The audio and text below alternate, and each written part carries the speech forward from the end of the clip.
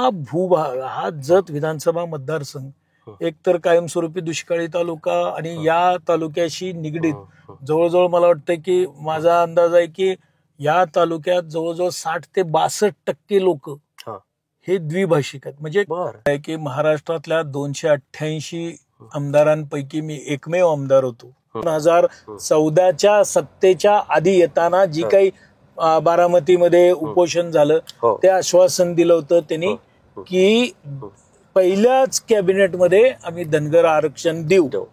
पण तशी गेली जवळजवळ आज 10-11 वर्ष झाली. आज त्या समाजाला कोणत्याही प्रमाणावर आज आरक्षण दिलं गेलं नाही आहे आणि काल ते येऊन गेले.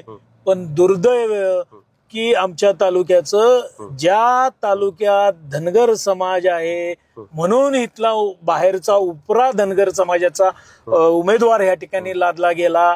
आणि मग ते लादत असताना ज्या वेळेस ही प्रचाराची सुरुवात जतमधनं केली त्यावेळेस या आरक्षणाच्या बाबतीत कुठंही त्यांनी एक साधा ब्रशब्द सुद्धा काढला नाही. फसवणाऱ्या माणसाला ज्या बिरोबाची शपथ, देवाची शपथ घेऊन आज आमच्या पंचकृषीतील लोक, इतर समाजातली लोक सुद्धा आज बिरोबाला मानणारी लोक आहेत. आणि त्या बिरोबाच्या साक्षीने त्यांनी शपथ घेतली होती. त्यामुळं येणाऱ्या ह्या विधानसभेच्या निवडणुकीमध्ये या तालुक्यातली जनता त्यांना योग्य ती जागा या ठिकाणी दाखवेल.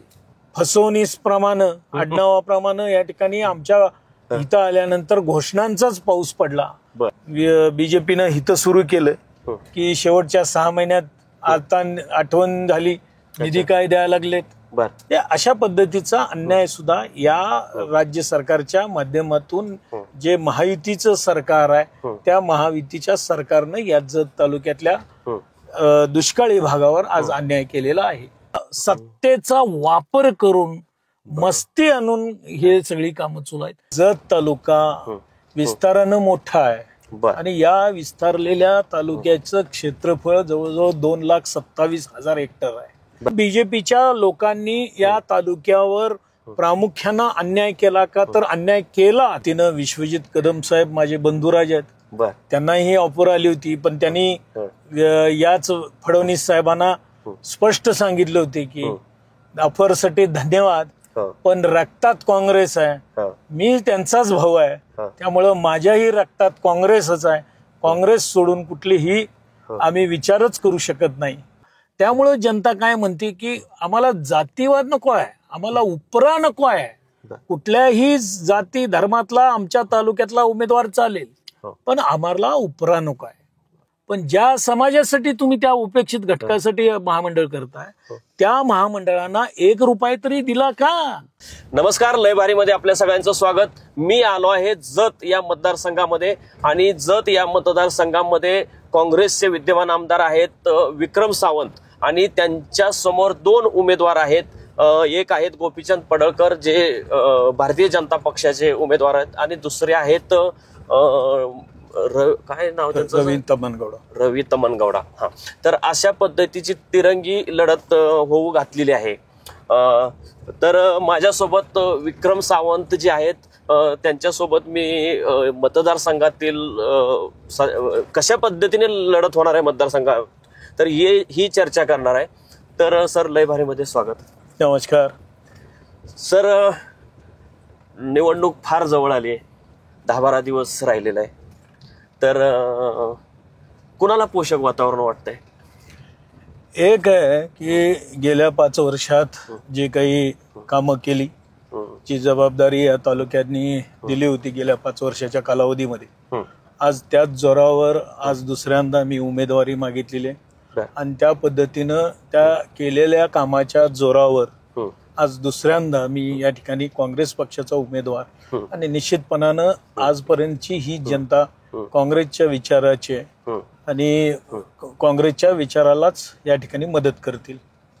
सर, आता आपण प्रवास करतोय, गाडीत मुलाखत घेतोय. प्रवास करत असताना गाडी आपली फार हादरे देते, खालचे रस्ते व्यवस्थित नाही असं लक्षात येते.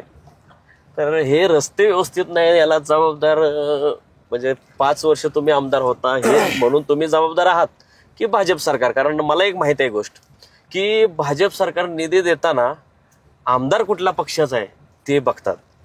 तर हे नक्की कोण कारणीभूत आहे? एक आहे की याला कारणीभूत तसं बऱ्यापैकी प्रशासन बी असू शकतं. कारण ज्या तालुक्याची इतर मतदारसंघाच्या मानानं हा जत तालुका विस्तारानं मोठा आहे आणि या विस्तारलेल्या तालुक्याचं क्षेत्रफळ जवळजवळ 2,27,000 हेक्टर आहे.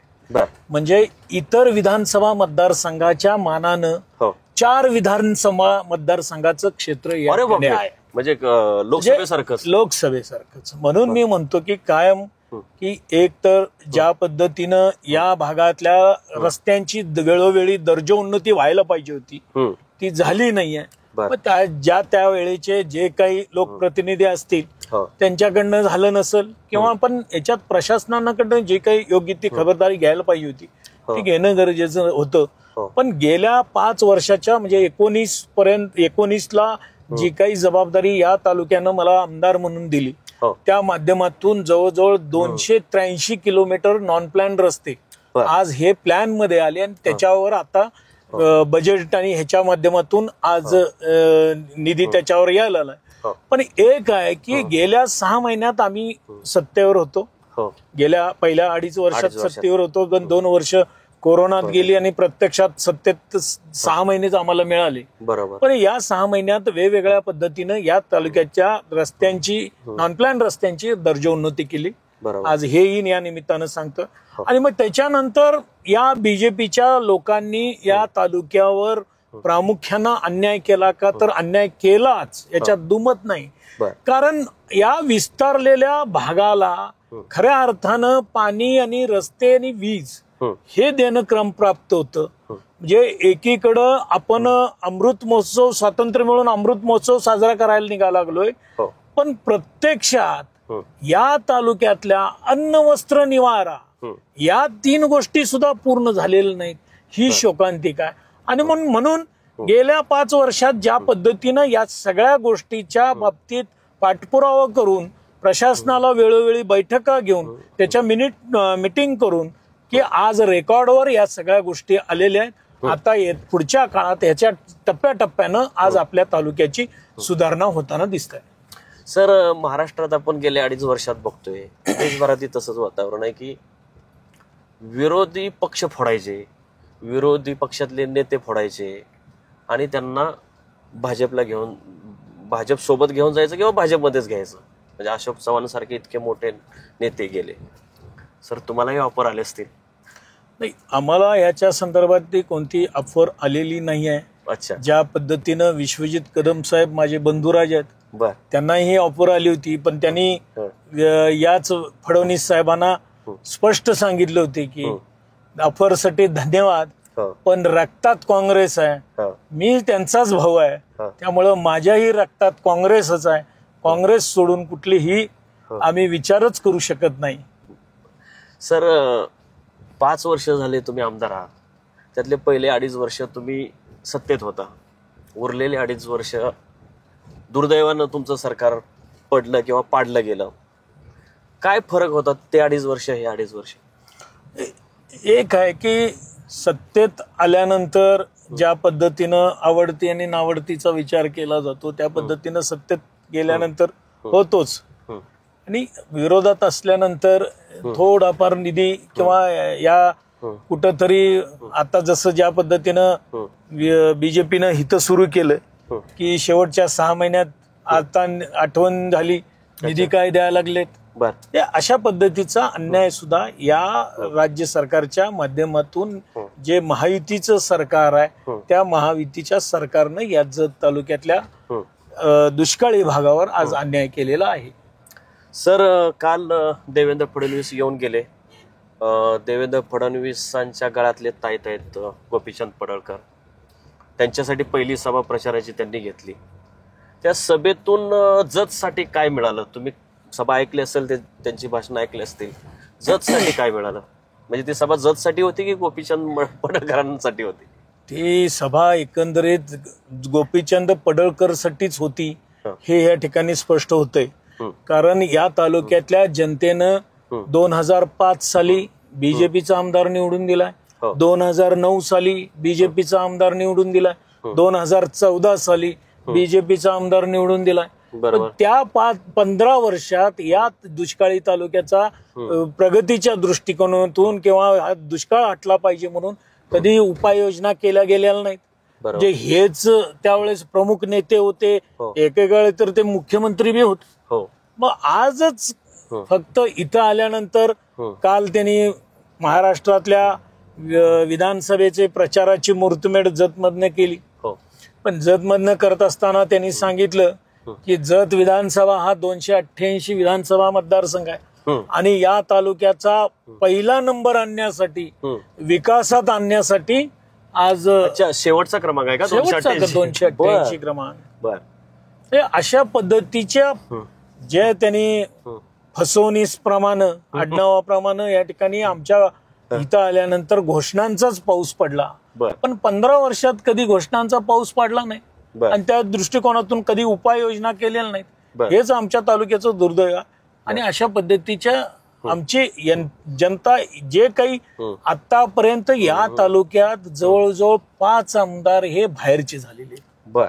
त्यामुळं वेळोवेळी या तालुक्यातल्या जनतेनं ते सगळं सोसलेलं आहे. बर. आज ज्या विधानसभेच्या प्रमुखाकडनं, ज्या विधानसभेच्या आमदारांकडनं त्या पटलावर जी काही या तालुक्याच्या समस्यांबाबतीचा जो काही पाठपुरावा करायचा होता तो गेलेला नाहीये. मग आजच नेमकं जतची आठवण कशा पद्धतीनं झाली, हा नेमका विचार करण्यासारखी गोष्ट आहे. सर, तुम्ही एक शब्द वापरला, फसवणीस. तर फसवणीस ह्या शब्दाचा सर्वात अर्थ कुणाला कळत असेल तर तो धनगर समाजाला कळतो. त्यांनी फसवणीस दिवस सुद्धा साजरा केला होता. तर धनगर समाजाची फार मोठी लोकसंख्या इथं आहे आणि मला वाटतं गोपीचंद पडळकर त्यामुळेच इथे आलेत की काय. तर त्यांनी म्हटलं होतं 10 वर्षापूर्वी की जर बारामतीमध्ये धनगर समाजाच्या मोठ्या उपोषण सोडवायला गेले होते तिथं, आणि ते बोलले होते की जर आमचं सरकार आलं तर आम्ही पहिल्या कॅबिनेटमध्ये धनगरांना अनुसूचित जमातीचं आरक्षण लागू करू. आणि योगायोग असं फडणवीसांचं नशीब की सरकार आलंच पण मुख्यमंत्री तेच झाले. मला वाटतं 1000 कॅबिनेट झाले असतील.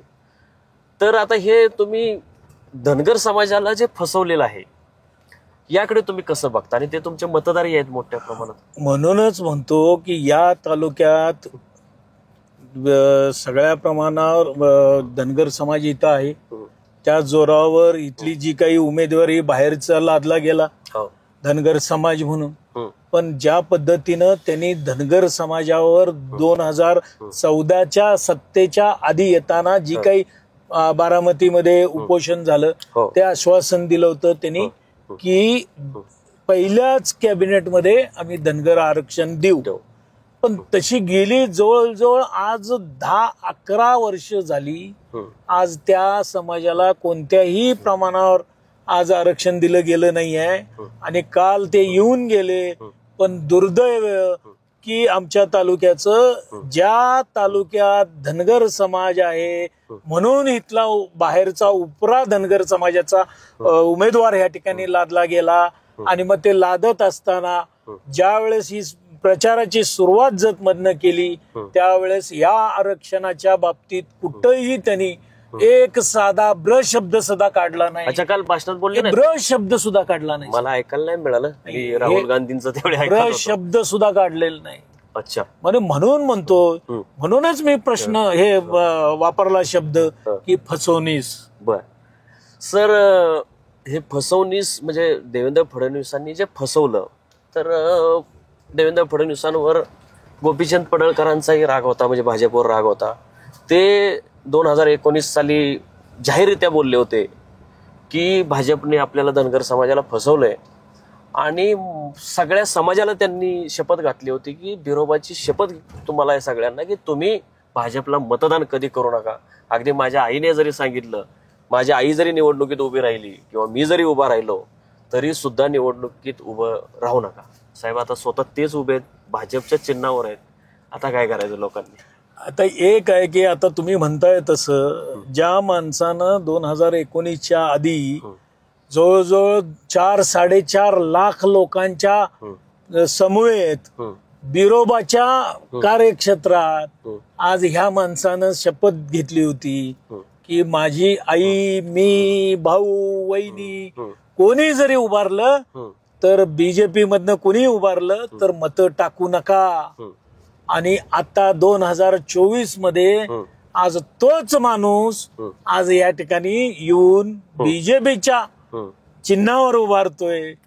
आणि अशा फसवणाऱ्या माणसाला ज्या बिरोबाची शपथ, देवाची शपथ घेऊन आज आमच्या पंचकृषीतील लोक, इतर समाजातली लोक सुद्धा आज बिरोबाला मानणारी लोक आहेत. बरोबर. आणि त्या बिरोबाच्या साक्षीने त्यांनी शपथ घेतली होती. त्यामुळं येणाऱ्या ह्या विधानसभेच्या निवडणुकीमध्ये या तालुक्यातली जनता त्यांना योग्य ती जागा या ठिकाणी दाखवेल. सर, आपण किती नाही म्हटलं तरी गोपीचंद पडळकर यांची धनगर समाजामध्ये म्हणजे ते चाहता वर्ग आहे, मोठा चाहता वर्ग आहे. आणि त्या समाजालाही वाटतं की आपला आमदार निवडून गेला पाहिजे. ते जर एक गट, आणि मी आता फिरलो, बऱ्याच गावांमध्ये गेलो, हे जातीय समीकरण दिसतंय. म्हणजे धनगर समाज तिकडे आहे, तुमच्यासोबत मराठा समाज आहे, तिसरे कॅन्डिडेट आहेत तिकडे लिंगायत समाज आहे. तर तुम्हाला वाटतंय हे असं जातीय म्हणजे निवडणूक तशाच पद्धतीने होईल? जत तालुक्यातली जनता सुज्ञ आहे. याच्या आधी सुद्धा अशा पद्धतीचा जातीय रंग देण्याचा प्रयत्न या ठिकाणी झाला होता.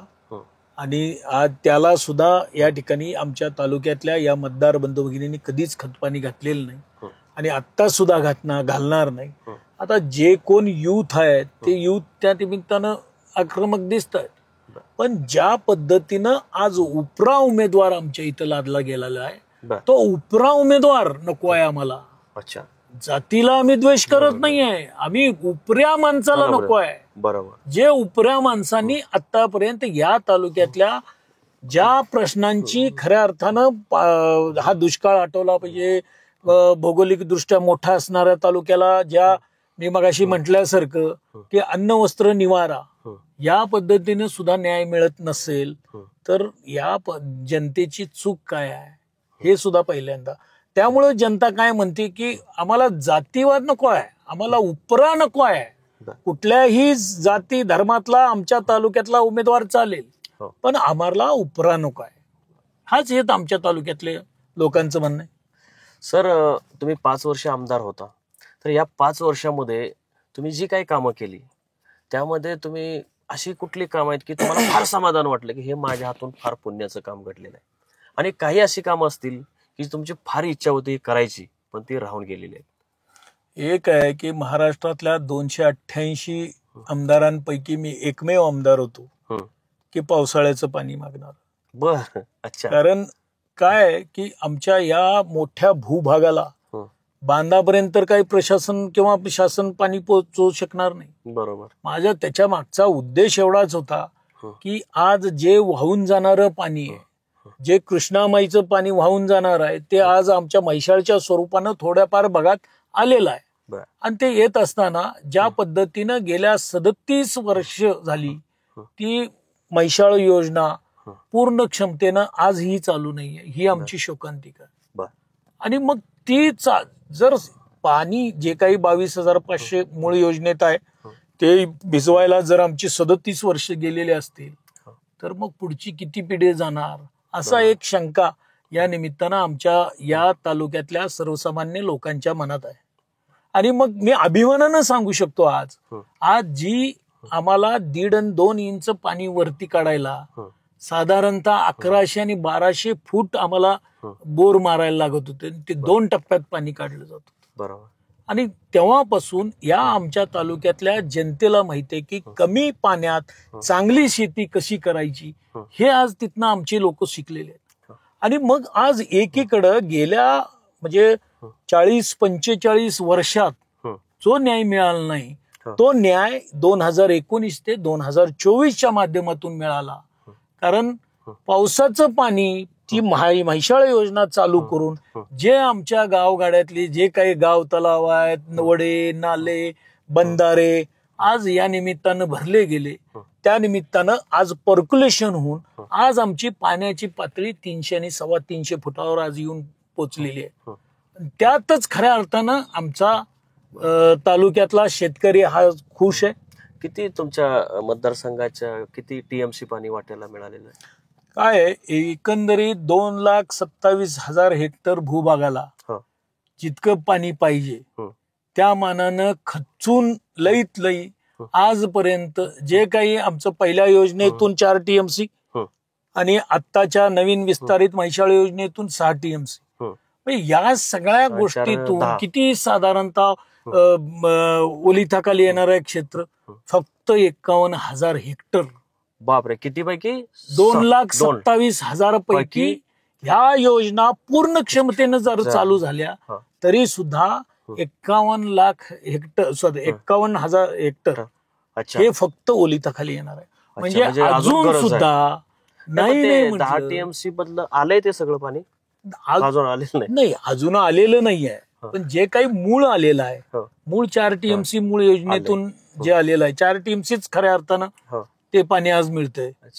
पण माझं तेच म्हणणं आहे की आज रब्बीसाठी जे काही तुम्ही पाणी देताय ते खरीपासाठी देत असताना आमचे जे ओढे नाले आहेत ते भरा आणि त्या पद्धतीने आमच्या वॉटर लेवलवर.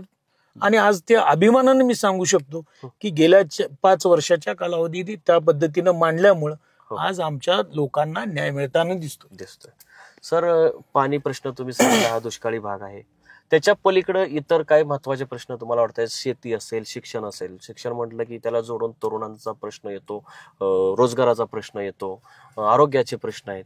त्याच्यातली काय स्थिती मतदारसंघात आहे? त्याच्यात काय तुम्ही काम केलंय का, किंवा भविष्यात काय काम करायची तुमची इच्छा आहे का? थोडक्यात की तुमचा रोडमॅप काय असेल पुढच्या 5 एक वर्षांना? आहे की जत तालुक्यात ज्या काही विभागात जो म्हणजे काय म्हणतो तर रिक्त पदांच्या सगळ्यात मोठा हा प्रश्न आहे की तालुका हा विस्तारणच मोठा आहे. त्यात मूळ महसूल असेल, पंचायत समिती असेल, त्याच्यानंतर कृषी विभाग असेल, शिक्षण असेल, या माध्यमातून गेल्या 5 वर्षात जी 5 वर्षाच्या आधीचा कालावधी जर बघितला तर जवळजवळ 46 आणि 47% या ठिकाणी लोक होती. म्हणजे जवळजवळ 53% रिक्त पद होती. पण गेल्या 5 वर्षात जे शासनाकडं प्रशासनाकडं ज्या पद्धतीनं पाठपुरावा केला, आज तो रेशो आज जवळजवळ नाही म्हटलं तर 90% पोहोचलेला. अजून सुद्धा रिक्त पद आहेत, नाही असं नाही, पण तो क्वांटम कमी झाला की 10%वर येऊन. आणि सगळ्यात मेन महत्वाचं, हा भूभाग, हा जत विधानसभा मतदारसंघ एकतर कायमस्वरूपी दुष्काळी तालुका आणि या तालुक्याशी निगडीत जवळजवळ मला वाटतं की माझा अंदाज आहे की या तालुक्यात जवळजवळ 60 ते 62% लोक हे द्विभाषिक आहेत. म्हणजे प्युअर कन्नड बोलणारी लोक आहेत. अच्छा, ते कर्नाटकाशी निगडीत असणार आहे. त्यामुळं मग शिक्षणाबरोबर आज सुद्धा अशी परिस्थिती आहे की प्रत्येक गावात की कन्नडच्या शाळा आहेत, पण अशी जवळजवळ 29 गावं अजून सुद्धा आहेत की त्या गावातनी मराठी शाळाच नाही. अच्छा. म्हणजे आज त्याचाही पाठपुरावा या शासनाकडे करून केला. पण ज्यावेळेस सत्ता होती त्यावेळेस त्याला चालना मिळाली होती. पण सत्ता बदलल्यानंतर या महायुतीच्या सगळ्याच नेत्यांनी आमच्या तालुक्यावर अन्याय केलेला या निमित्तानं दिसून येतो. सर, शेवटचे 2 प्रश्न मी विचारतो. सर, नेत्यांचा चेहरा कसा असावा? तर राहुल गांधी, शरद पवार, उद्धव ठाकरे यांच्याविषयी लोकांमध्ये आम्हालाही दिसते की फार सहानुभूती आहे, लोक फार चांगलं बोलत आहेत. हे 3 चेहरे आहेत. तिकडं नरेंद्र मोदी, अमित शहा, देवेंद्र फडणवीस, त्याच्यानंतर एकनाथ शिंदे, अजित पवार, हे वेगळे चेहरे. कसं तुम्ही बघता? तुम्ही राजकारणात आहात. एक आहे की केंद्र सरकार मधले जे काही भाजपची लोक आहेत त्या लोकांनी गेले आज 2014 पासून ते सत्तेत आहेत. आणि जे 2014ला ज्या पद्धतीने हे खोटी आश्वासनं देऊन सत्तेत आली, म्हणजे 2 कोटी दर वर्षाला नोकरी, युवकांना नोकरी, त्याच्यानंतर 15 लाखाचा काळा धनच्या माध्यमातून 15 लाख रुपये, या शेतकऱ्यांच्या पिकांना हमी भाव, ही जी काही खोटी आश्वासनं देऊन आज ती सत्तेवर झाली. म्हणूनच ते सत्तेतलं आणि आज 2.5 वर्षाच्या कालावधीमध्ये ज्या पद्धतीनं महायुती, म्हणजे भाजप असेल, शिंदे शिवसेना असेल, अजितदादा राष्ट्रवादी गट असेल, आज 2.5 वर्षात ज्या पद्धतीनं सर्व समाजातल्या लोकांसाठी त्यांनी महामंडळ निर्माण केली म्हणून सांगताय, पण ज्या महामंडळाच्या माध्यमातून त्या समाजातल्या उपेक्षित घटकांना खऱ्या अर्थानं त्या महामंडळाच्या माध्यमातून न्याय मिळायला पाहिजे होता. आज महामंडळ स्थापन केली, पण प्रत्यक्षात त्यांनी 1 रुपया तर त्या महामंडळाला दिला का? बरोबर, हाही विचार करण्याची गोष्ट. आणि निवडणुकीच्या म्हणजे निवडणुकीच्या आज तेही सांगतो, काल फडणवीस साहेब येऊन गेले की त्यांनी सांगितलं की आम्ही लोणारे समाजासाठी महामंडळ करतोय, बंजारा समाजासाठी महामंडळ करतोय, म्हणजे सुतार समाजासाठी विश्वकर्मा करतोय, आमच्या लिंगायत समाजासाठी बसवेश्वर महामंडळ करतोय. अरे ठीक आहे, करताय, पण ज्या समाजासाठी तुम्ही त्या उपेक्षित घटकासाठी महामंडळ करताय, त्या महामंडळांना 1 रुपया तरी दिला का? ऑफिस सुद्धा मिळाले की नाही माहित नाही. ऑफिस सुद्धा कुठंही माहित नाही, ऑफिस सुद्धा नाही कागदावर फक्त.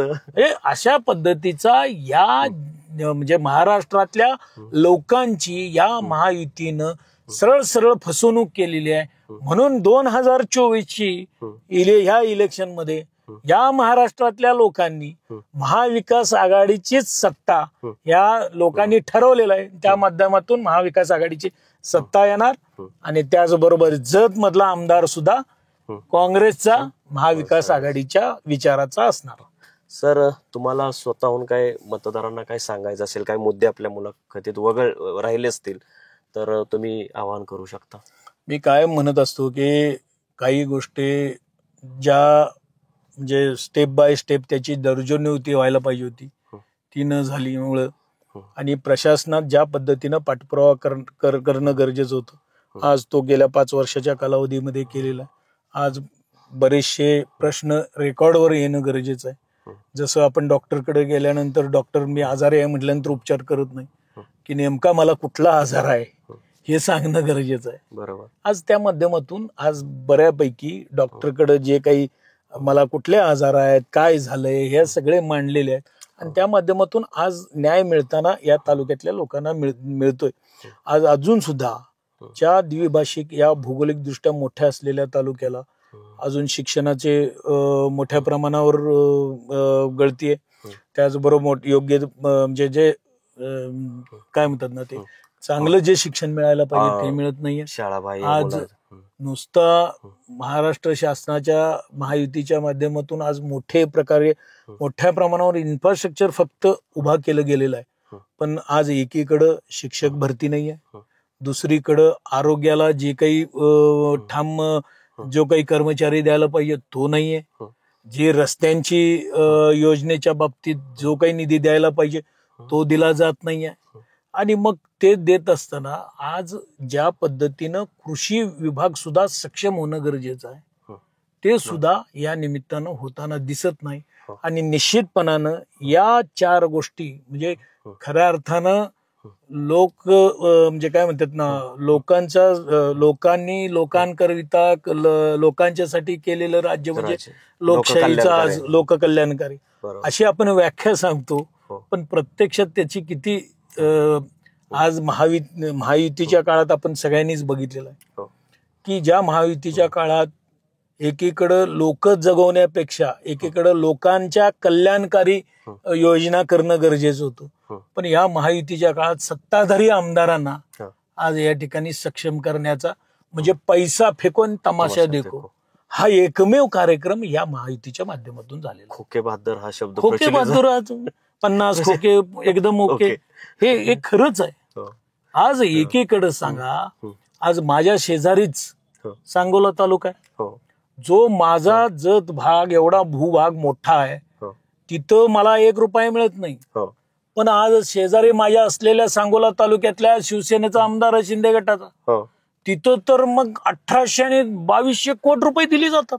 गाडी सापडली, हे आश्चर्यास्पद. गाडी सापडली टोल नाक्यावर, कुणाची गाडी आहे, किती पैसे आहेत, हे सगळं जर झालेलं असताना देखील पण हे मांडत असताना कितपत म्हणजे नुसता सत्तेचा वापर करून मस्ती आणून हे सगळी कामं सुरू आहेत, हे या निमित्तानं आपल्याला सांग. धन्यवाद सावंत साहेब, तुम्ही एवढ्या प्रचाराच्या धामधुमीमधून वेळ दिला. खरं तर मी प्रेक्षकांना सांगू इच्छितो, तुम्हालाही सांगतो की गोपीचंद पडळकर हे माझे फार जवळचे मित्र आहेत, चळवळीतले मित्र आहेत. आमचं नातं फार चांगलं आहे. परंतु विषय इथं आहे विचारांचा. मी पुरोगामी विचारसरणीचा पत्रकार आहे, गांधी नेहरूंच्या विचारधारेला जपणारा पत्रकार आहे. विक्रमजींची माझी ओळख सुद्धा नाही, परंतु अशा लोकांना आपण ताकद दिली पाहिजे. सगळा मीडिया आमचा विकले गेलेला आहे. अशा म्हणजे महाविकास आघाडीचा विचार असेल, शाहू फुले आंबेडकरांचा विचार असेल, गांधी नेहरूंचा विचार असेल, शिवाजी महाराजांचा विचार असेल, हा उलटा पालटा करून लोकांसमोर नेला जातो किंवा तो दाबला जातो. अशा परिस्थितीत पत्रकार म्हणून आमचं काम आहे. म्हणून मी माझं काम इमाने इतबारे करण्यासाठी मी विक्रमजी सावंतांना माझ्या आयुष्यात पहिल्यांदा भेटलो. विचार महत्वाचा आहे, महाराष्ट्राचा विचार महत्वाचा आहे. महाराष्ट्र जगला पाहिजे. सध्या भाजपने अतिशय गलिच्छ पद्धतीचं राजकारण राबवलेलं आहे. माझ्या विक्रमजी सावंत साहेबांना शुभेच्छा असतील की तुम्ही हा विचार म्हणून तुम्ही निवडून आला पाहिजे. आणि आपली नंतरची जी भेट होईल मुंबईत, माझं ऑफिस मुंबईला असतं साहेब, रिझर्व्ह बँक परिसरात आहे, तर आपण पुढची आपली भेट विधानसभेमध्ये नक्की होईल. तुमच्या शपथविधीचं वार्तांकन करायला मला आवडेल. आणि हे आम्ही गेल्या वर्षी दिवाळी अंक काढला होता, यावर्षी मला काढता आला नाही. गांधी नेहरू यांनी देशाचं खरंच नुकसान केलं का, असा आम्ही हा अंक काढला होता. हा तुम्हाला मी भेट देतो. वाचून, आता तुम्हाला वाचायला वेळ नाही, पण हे संपल्यानंतर, सगळा प्रचार संपल्यानंतर नक्की वाचा आणि आपण एकत्र असेच लढे देत राहू. तुम्ही विधानसभेत सभागृहातून लढा द्या, आम्ही आमची पत्रकारितेची जेवढी ताकद आहे तेवढी वापरायची तेवढी वापरू. लय भारी चॅनलच्या माध्यमातून मी मनापासून धन्यवाद देतो. कारण खऱ्या अर्थानं तुमच्या चॅनलच्या माध्यमातून लोकशाही अजून सुद्धा जिवंत आहे. हे आज परखड मत आज जे काही तुमच्या माध्यमातून मिळालं, मी मनापासून तुमचे धन्यवाद देतो. कारण लोकशाही टिकवायची असेल तर आपल्यासारख्या लय भारी चॅनलची या भविष्यात गरज आहे. आणि मनापासून तुम्ही इथं येऊन माझी मुलाखत घेतला त्याबद्दल मनापासून आपल्याला धन्यवाद देतो. थांबतो. धन्यवाद.